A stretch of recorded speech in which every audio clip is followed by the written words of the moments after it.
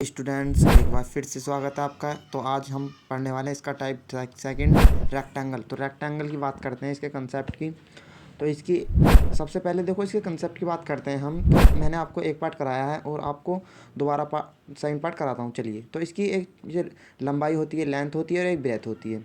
ठीक, इसकी एक लेंथ लंबाई कहते हैं और ब्रेथ यानी चौड़ाई होती है। तो यही इसके होते हैं। इसके कंसेप्ट की ओर चलते हैं, आइए। तो इसके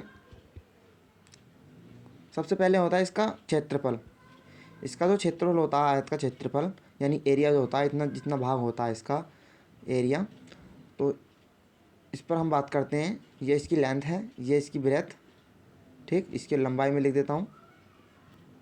चलो, लंबाई हो गई और ये चौड़ाई, सॉरी, चलो ये इसकी चौड़ाई हो गई। तो ये इसकी भुजा होती हैं बस। तो इसका जो क्षेत्रफल होता है वो होता है लंबाई गुणा चौड़ाई। मैं लिख देता हूँ लंबाई गुणा चौड़ाई, एल गुणा बी यानी लेंथ इंटू ब्रेथ। ये इसका क्षेत्रफल यानी एरिया होता है। और इसके आ जाती है पेरीमीटर की बात, यानी टू की जो गुणा करनी है, लेंथ परिमाप होता है ब्रेथ, जो हमारा आयत का।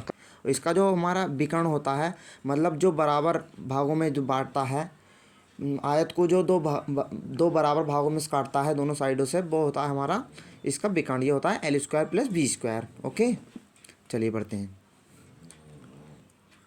तो मैं आपके लिए क्वेश्चन लेकर आया हूँ, बहुत इंटरेस्टिंग क्वेश्चन है। तो एक आयत की लंबाई याद की, सॉरी क्षेत्रफल याद की, इसकी लंबाई चौड़ाई दे रखी है।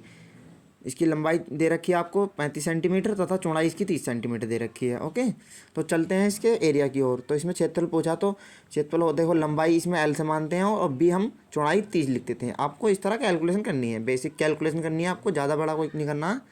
तो इसका जो क्षेत्रफल है, आयत का क्षेत्रफल होता है हमारा लंबाई गुणा चौड़ाई यानी एल गुणा वी। तो हमें क्या करनी है, बस गुणाई तो करानी है, बस कैलकुलेशन की मान रख दो, एल का मान रख दो 35 और चौड़ाई का 30 मान रख दो, करा दो भाई इसकी गुणा।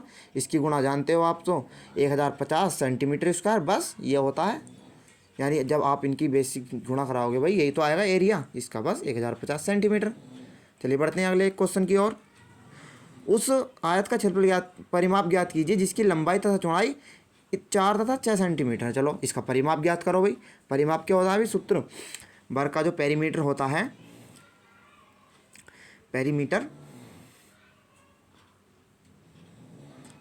पेरीमीटर होता है इसका 2 एल प्लस बी।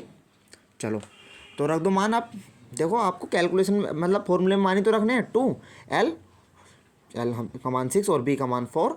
चलो तो इनको जोड़ोगे, 4 4 10, 10 की गुणा कर दो 20 सेंटीमीटर स्क्वायर। हो गया सवाल। कितना इजी सवाल है नहीं।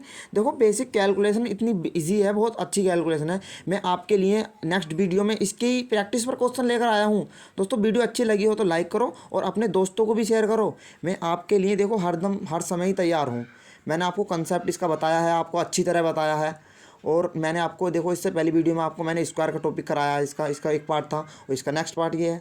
आप मुझसे जुड़े रहिए, आपकी बेसिक कैलकुलेशन सब चैप्टर आपके इस तरह करा दूंगा। देखो अब तो मैं आपको ये डेमो ही दे रहा हूँ, इस तरह मानो। और आगे से मैं आपको चैप्टर वाइज लेकर आऊँगा। चलो दोस्तों, थैंक यू। वीडियो अच्छी लगे तो लाइक करो और चैनल को एक बार सब्सक्राइब करो।